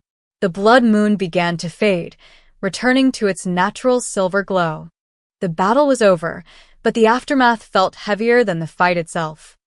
The courtyard lay in ruins, broken stone, scorched earth, and bodies of those who hadn't survived the transformation wave. Most of the ferals had fled into the forest, their minds restored but traumatized. The hunters had retreated to lick their wounds, dragging their injured back beyond the tree line. Celine and the remaining generals had vanished into the shadows, but Saren could still feel their presence, watching from a distance. Veilric sat on the steps leading to the throne hall, his wounds slowly closing. Black blood stained his torn clothing, and exhaustion lined his face in a way Saren had never seen before. He looked mortal, vulnerable. Saren approached slowly, the sunblade still clutched in her hand.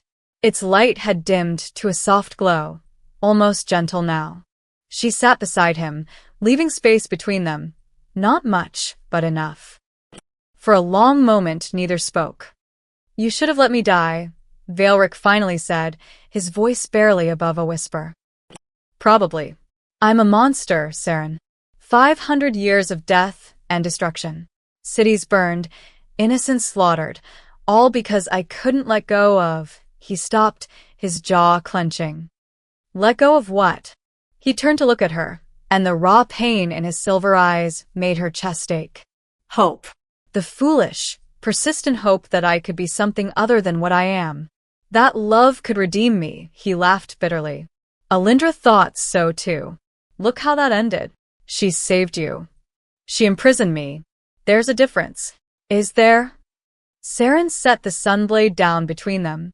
She could have killed you, Veilric. The blade was designed for it. But instead, she created a prison with a key. A way out, if the world ever changed enough. If someone like me ever came along. She reached for his hand, cold marble against her own cooling skin. That's not giving up on you. That's believing you could be better. And look what believing in me cost her. Her life. Her kingdom. Everything. He pulled his hand away, standing abruptly. Everyone I've ever loved has died because of me. My sister during the Void War. My first love, murdered by humans who feared our relationship. Alindra, destroyed by the very spell meant to save me. He turned to face her, his expression fierce. And now you. How long before my curse takes you too? There is no curse, Saren said firmly. Not anymore. That's what breaking it means. You don't understand. Then explain it to me. She stood, anger flaring. Stop pushing me away, and just tell me the truth. Why did you really save me that night? Why risk everything for a dying human you'd never met? Veilric's control finally cracked. Because I'm selfish. The words burst out of him like a confession torn from his soul. Because I felt your blood calling across the void, and I couldn't resist. Because for one moment, I felt something other than emptiness, and I was weak enough to reach for it. He stepped closer, his voice dropping to something raw and broken. Because you have her face, her courage, her infuriating determination to see good in monsters. And he stopped, seeming to struggle with the admission. I couldn't bear the thought of that light going out. Not again. Not when I'd just found it. Saren's anger evaporated, replaced by something that made her throat tight. You saved me because you were lonely. I saved you because I'm a selfish bastard who wanted something beautiful to exist in my world, even if it destroyed us both. He reached up, his hand trembling slightly as it cupped her face. You asked why I won't let myself love you. This is why. Because I'm terrified, Saren. Terrified that the moment I admit what I feel, the universe will rip you away like it's ripped away everyone else I've dared to care about. That's not how it works. Isn't it? His thumb traced her cheekbone, gentle despite the strength that could crush stone. I loved my sister. She died saving me. Y lo ve de Elena. Humans burned her alive to punish me for daring to cross the species divide. I loved Alindra with everything I had, and she died bringing our child into a world that would hunt it for existing. His silver eyes shimmered with something that might have been tears. I am poison, Saren. Everyone I touch withers. And you, his voice broke. You're too bright, too alive, too important to be destroyed by my curse. Stop calling it a curse, Saren said softly. She placed her hand over his, pressing his palm more firmly against her face. You want to know what I think? I think you're scared. Not of losing me, of having me, of being happy. Because if you're happy, you can't keep punishing yourself for sins that aren't entirely yours. He flinched as if she'd struck him. The war wasn't your fault, she continued. Alindra's death wasn't your fault. And what happened to me being attacked, being changed, that wasn't your fault either. You didn't send the ferals. You didn't destroy my town. You saved me, Veilric. Gave me a chance to live when I had none. A cursed half-life. A new life. She grabbed his other hand, forcing him to look at her. I won't lie and say I'm not angry about losing my family, my humanity, everything I knew. But I'm also not going to pretend I'd rather be dead. And I'm definitely not going to let you sabotage what's between us because you're afraid. What's between us will destroy you. Maybe, she smiled, sad but determined. Or maybe we'll destroy the pattern instead. Break the cycle. Isn't that what Alindra wanted? Isn't that what all of this has been about? Veilric stared at her for a long moment, his ancient eyes searching hers. What if I fail you? What if I become the monster everyone thinks I am? Then I'll stop you. That's what the Sunblade is for. She glanced at the weapon, still glowing softly. Balance, remember? That's what Alindra created. Not a weapon to destroy you, but one to balance you. And now I can wield it, she squeezed his hands. You're not alone anymore, Veilric. You haven't been since the moment you gave me your blood. So stop trying to protect me from yourself, and just be honest. What do you want? He closed his eyes, and when he opened them again, they held a vulnerability she'd never seen. I want to be selfish. I want to keep you. I want to pretend that we could have what Alindra and I never did. Time, peace, a future that doesn't end in tragedy. His voice dropped to a whisper. I want to love you without fear. But I don't know if I remember how. Saren's heart clenched. Then we'll figure it out together. You deserve better than a broken king with a mountain of corpses in his past. Probably, she agreed. But you're what I have. And honestly, I could do worse, she smiled slightly. You're pretty good in a fight. You make dramatic speeches. And you have excellent taste in creepy castles. A surprised laugh escaped him, broken and raw but genuine. You're infuriating. I've been told.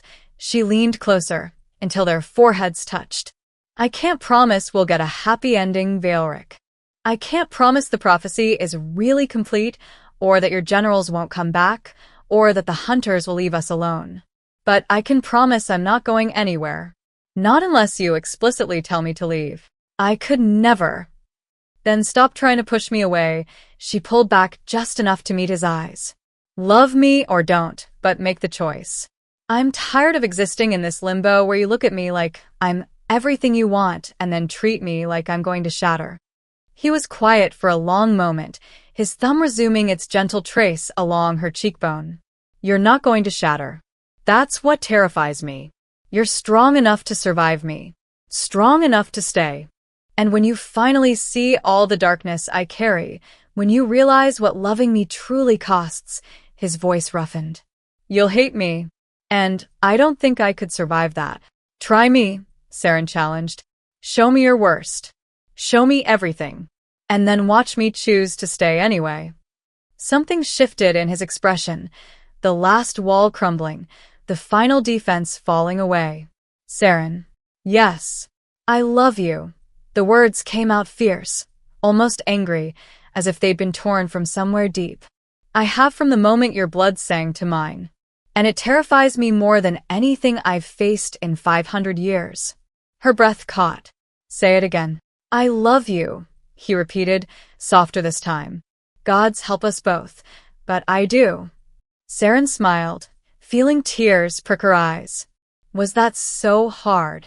Yes. Good. You should suffer a little. She kissed him then, soft and lingering and full of promise. When she pulled back, she whispered against his lips, I love you too. Even though you're dramatic and brooding and have the worst timing. The worst timing? You waited until after a massive battle to confess. That's terrible form. He actually smiled, rare and beautiful. I'll work on that. You better. She rested her head against his shoulder, suddenly exhausted. What happens now? Veilric wrapped his arms around her, holding her close. I don't know. But for the first time in 3 centuries, I want to find out. The reprieve lasted exactly 2 days. Saren woke to the sound of thunder. Except the sky was clear, stars brilliant against the black canvas of night. She sat up in the ancient bed, her senses immediately alert. That wasn't thunder. It was marching. She found Veilric already on the battlements, his expression grim as he stared toward the eastern horizon. Dawn was still hours away, but the darkness writhed with movement. Torches by the thousands, forming columns that stretched as far as even her enhanced vision could see. They've mobilized everything, Veilric said quietly. Every hunter cell in North America. Every vampire clan that sees me as a threat to their territory. Alden convinced them all that we're the end of the world. Are we? He glanced at her, something unreadable in his silver eyes. Probably. Just not in the way they think. A massive vehicle rolled to the front of the army, some kind of military transport modified with UV projectors and what looked like a massive ballistic weapon mounted on top. High Inquisitor Alden stood on its roof, amplified speakers carrying his voice across the snow. Veilric Thorn. Saren Hayes. You have 12 hours to surrender. At sunset, we attack with everything we have. There will be no mercy. No quarter. No escape. Celine's voice followed, honeyed and mocking. Did you hear that, my king? They've given us a deadline. How considerate.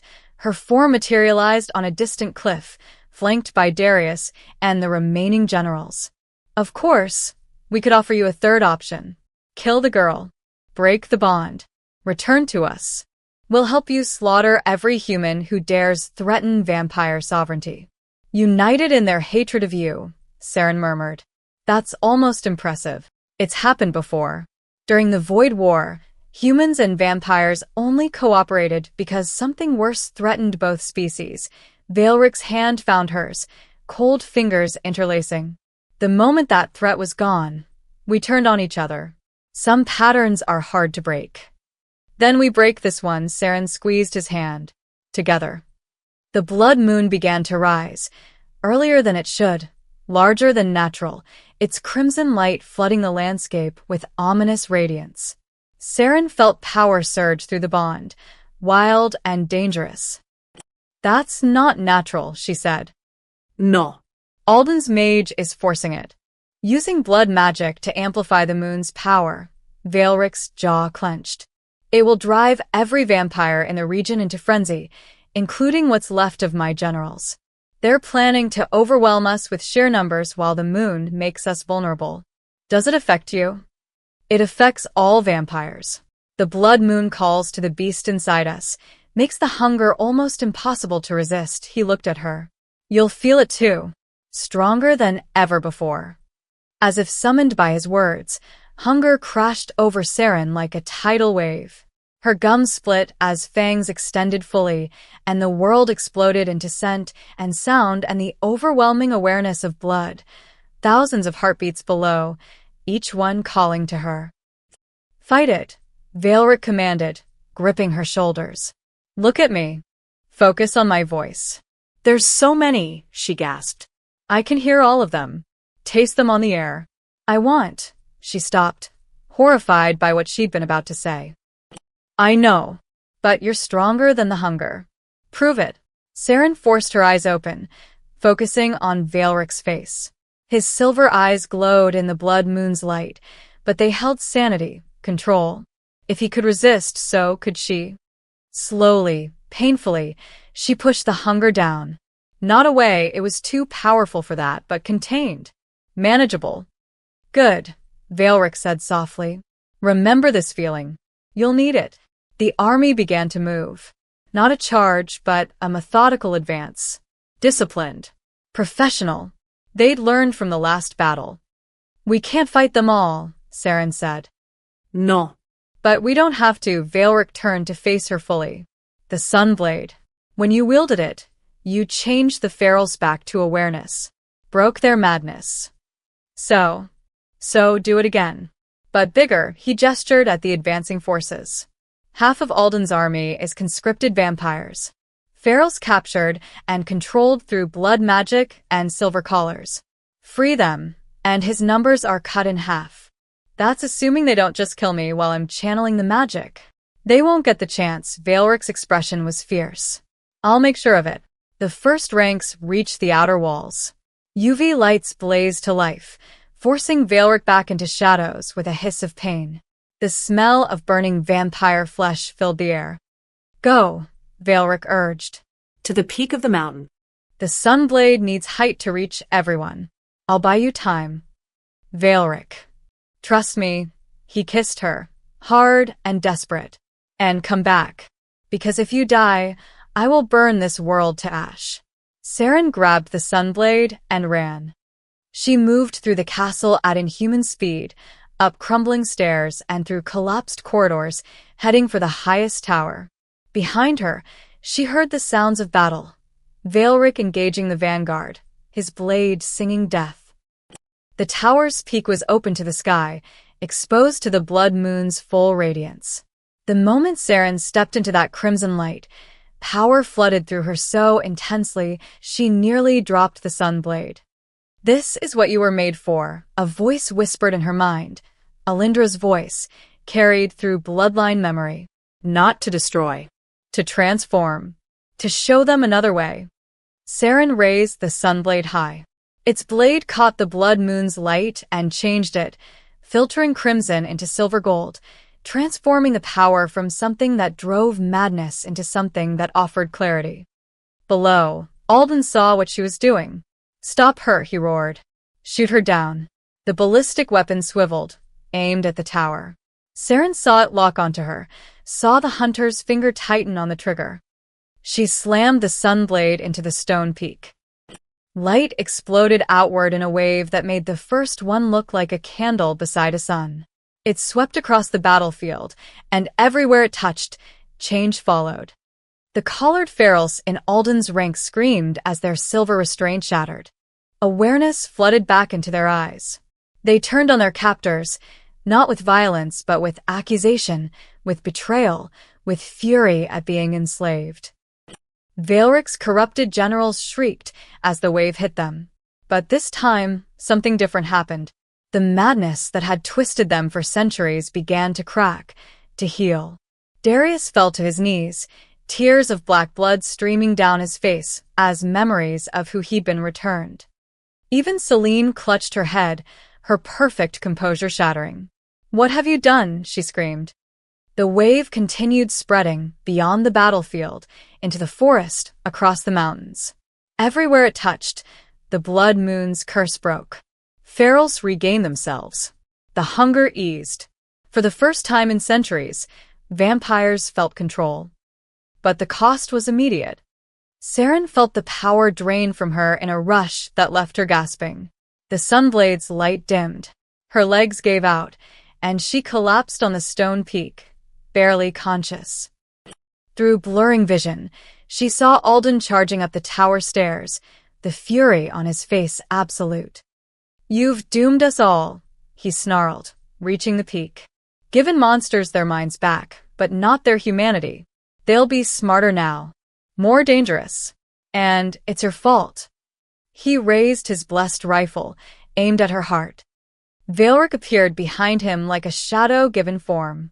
His hand closed around Alden's throat, lifting the hunter off his feet. "She just saved your species and mine," Veilric said coldly. "Gave everyone a choice they didn't have before. And you want to kill her for it. She's an abomination. She's the future." Veilric's grip tightened. "The question is whether you're wise enough to see it." Saren forced herself to speak, her voice barely a whisper. "Don't. Kill him." Proves them. Right. Valric's jaw clenched, but slowly, he lowered Alden to the ground. You have one chance. Call off your hunters. Let us leave in peace. Or the next time we meet, I won't show mercy. Alden staggered back, rubbing his throat. He looked at Saren, at the dimming sunblade, at the chaos below where his army was disintegrating. This isn't over, he said hoarsely. No, Valric agreed. But the war you've been fighting is. The world changed tonight. Accept it or be left behind.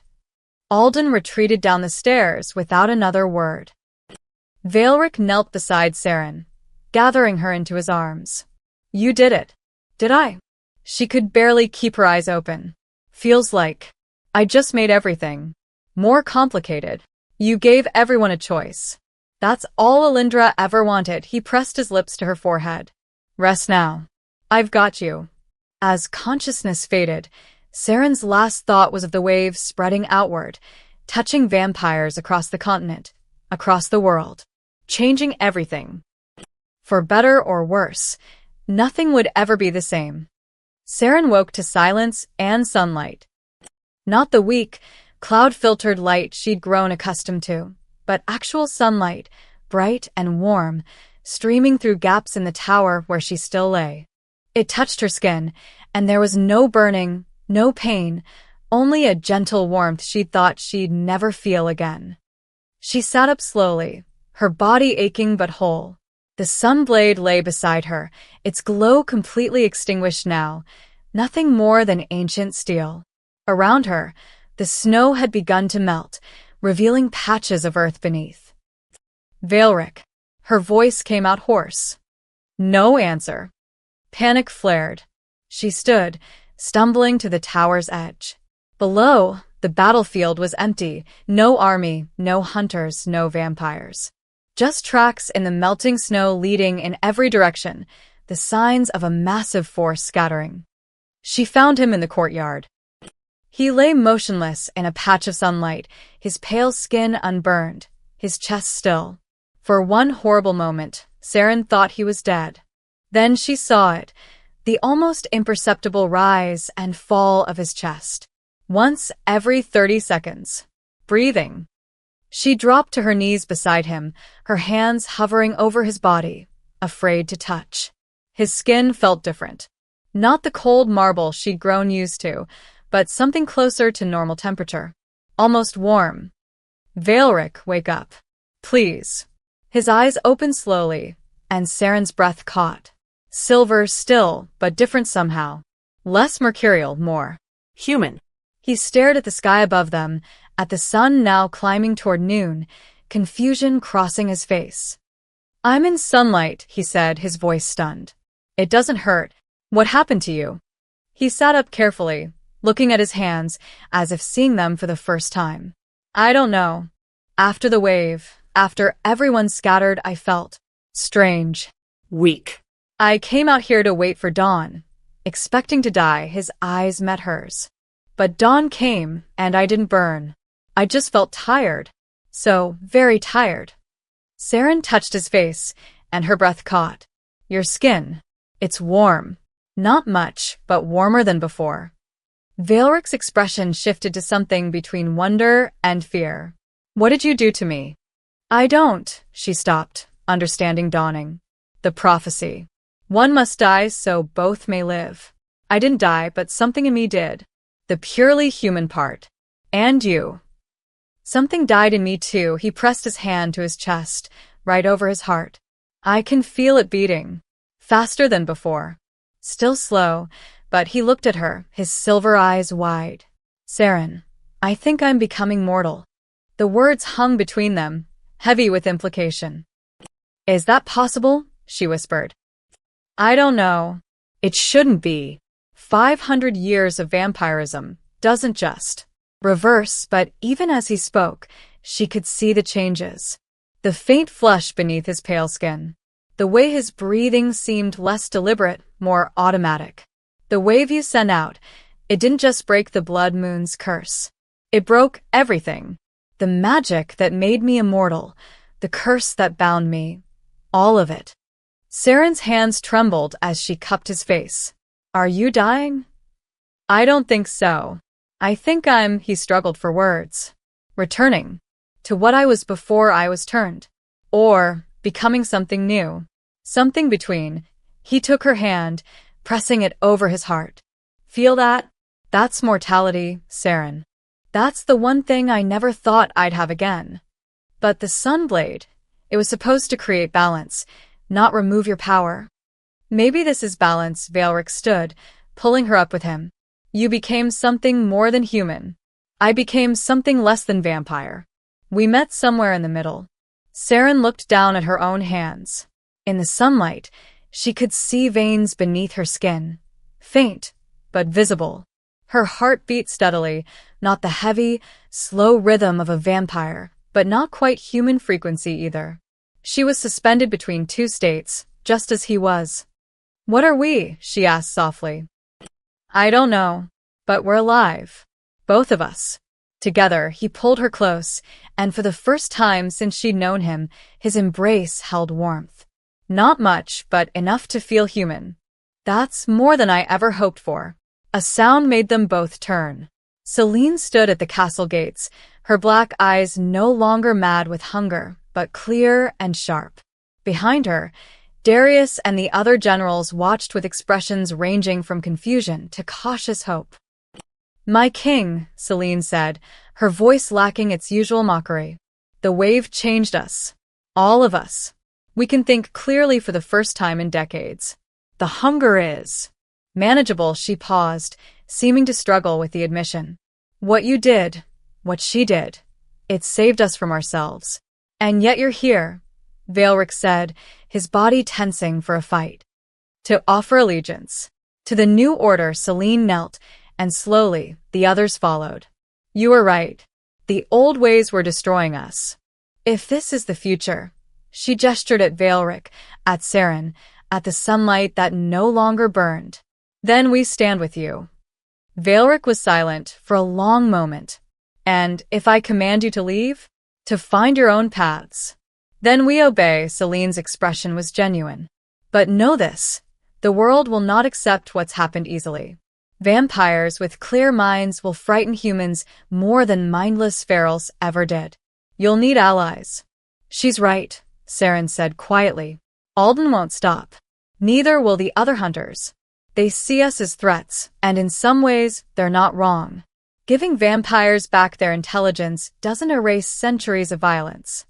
Valeric looked at her, then at his former generals, then up at the sun he hadn't felt without pain in 500 years. Then we build something new. A place where vampires can learn to coexist without violence. Where humans can see we're not monsters anymore, if we ever truly were. A sanctuary, Saren said. A kingdom, Celine countered. With proper structure, laws, and consequences for those who break them. A home, Valeric said simply. For those caught between worlds. Human and vampire, mortal and immortal. Those who don't fit anywhere else. He squeezed Saren's hand. If we're going to be the bridge between species, we might as well build on solid ground. Darius stepped forward. The citadel can be rebuilt. It would take months, maybe years, but... No, va Elrico interrupted. Not there. Too much blood, too much history. We start fresh. He looked at Saren. Where do you want to build our future? She thought of Arath, her destroyed hometown. Of her parents, buried beneath the snow. Of everything she'd lost and everything she'd gained. Somewhere new, she said finally. Somewhere neither human nor vampire has claimed. Neutral ground. The Western Territories, Celine suggested. Beyond the old borders. It's wilderness now, unclaimed by either species. Valeric nodded slowly. Then that's where we'll go.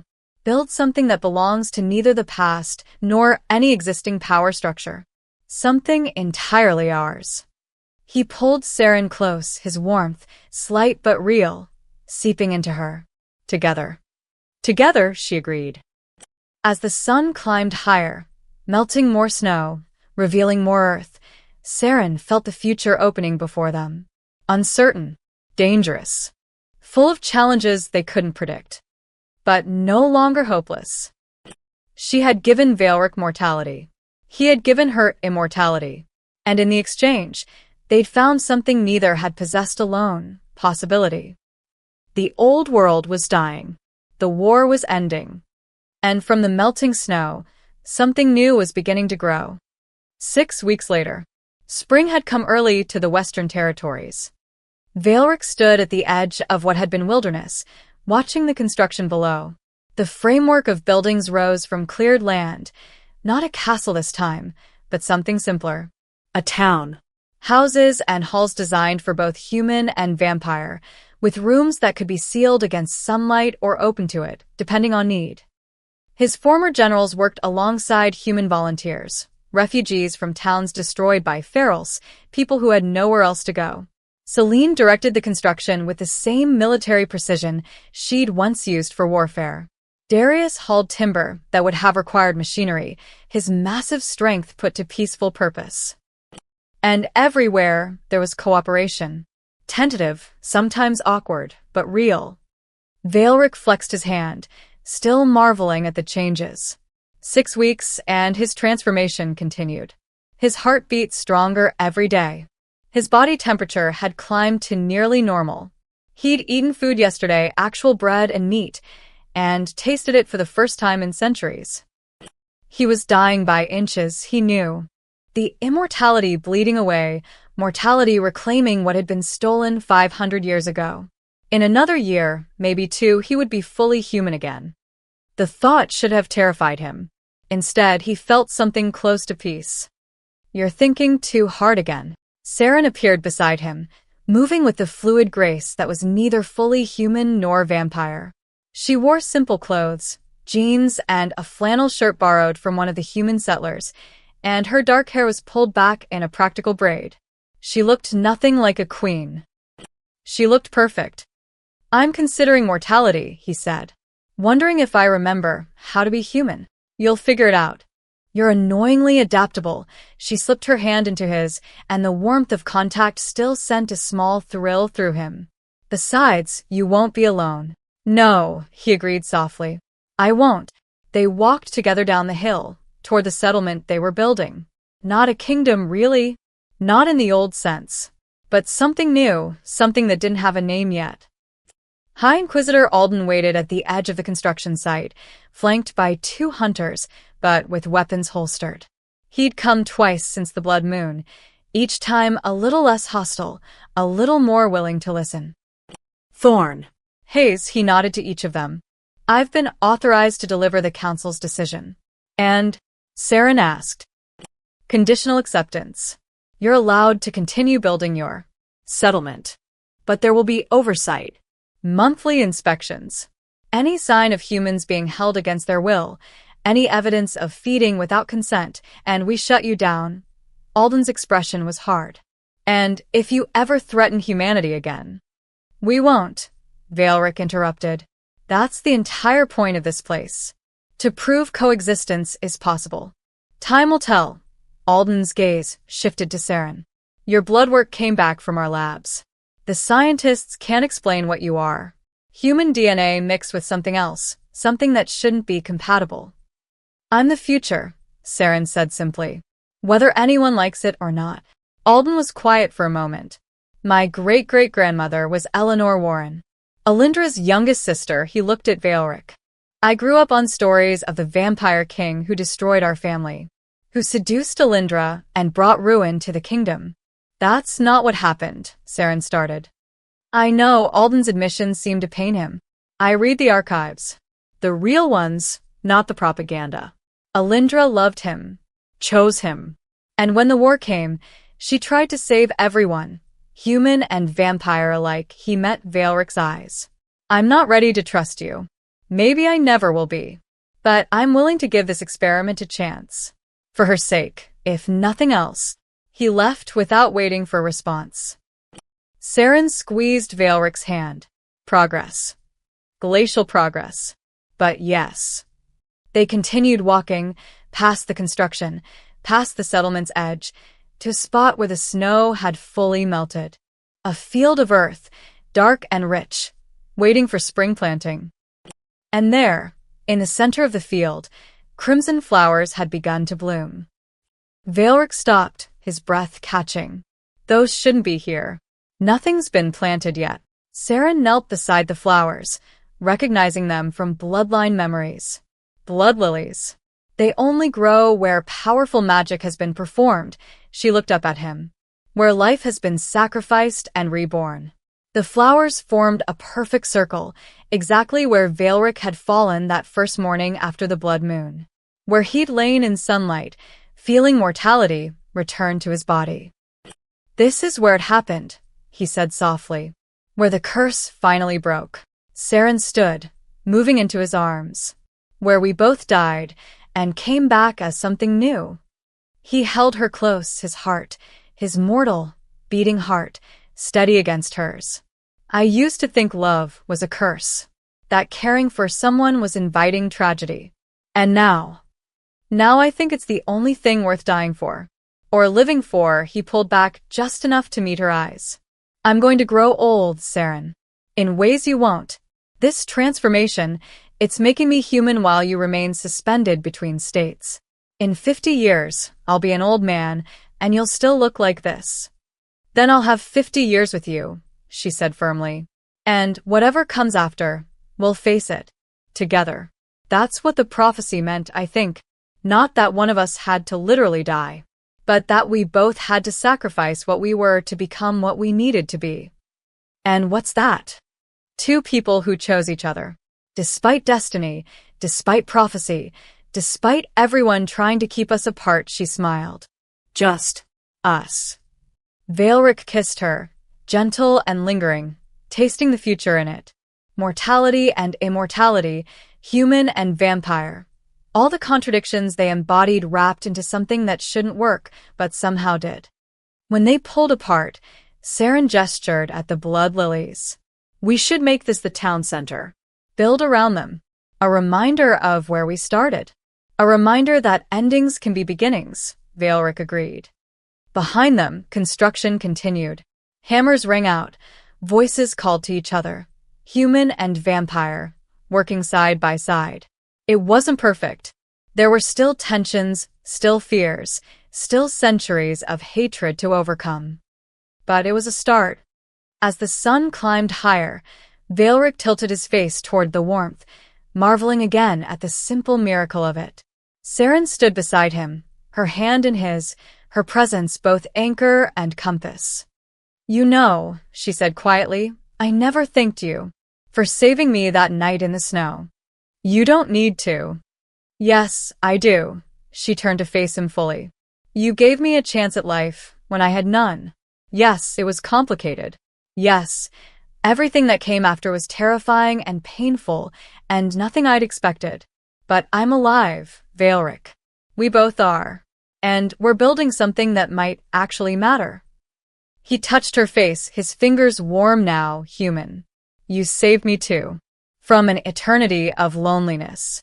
From the darkness I'd wrapped around myself, his voice softened. You made me believe in hope again. In redemption. In second chances. A shadow moved at the edge of the field. Not threatening, just watching. Valeric's enhanced senses, still sharper than human even as they faded, caught a familiar presence. Celine's spying on us, he murmured. Let her. She's earned the right to be protective, Saren leaned against him. Besides, I think she's secretly a romantic. Celine? Absolutely not. Bet you a kiss I'm right. He laughed, the sound still surprising him, joy still feeling foreign after so many centuries of its absence. You're insufferable. And you love it. I do, he admitted. God's help me, I really do. They stood together as the sun crossed the sky, watching their impossible town take shape. The world beyond might never fully accept what they'd built. The hunters might always watch with suspicion. His former generals might struggle with their reformed natures. But here, in this place where crimson flowers bloomed from melted snow, where human and vampire worked side by side, where a dying vampire king and a half-transformed girl built something new from the ashes of everything they'd lost. Here there was possibility. Here there was hope. Here, there was a future neither had dared imagine. "The world is born again," Valric whispered, echoing words from a prophecy written 300 years ago. "Because you bled for it." Saren smiled, pressing closer. "We both did. And we'll keep bleeding if that's what it takes. Whatever comes next, war, peace, acceptance, rejection, we face it together." "Together," he agreed. And in the field of blood lilies, where curses had broken and new life had begun, two impossible beings stood hand in hand, watching the dawn of a kingdom that belonged to neither species alone, but to both. The end. End of section 12 to 1,000 words. Total story word count, 12,000 words.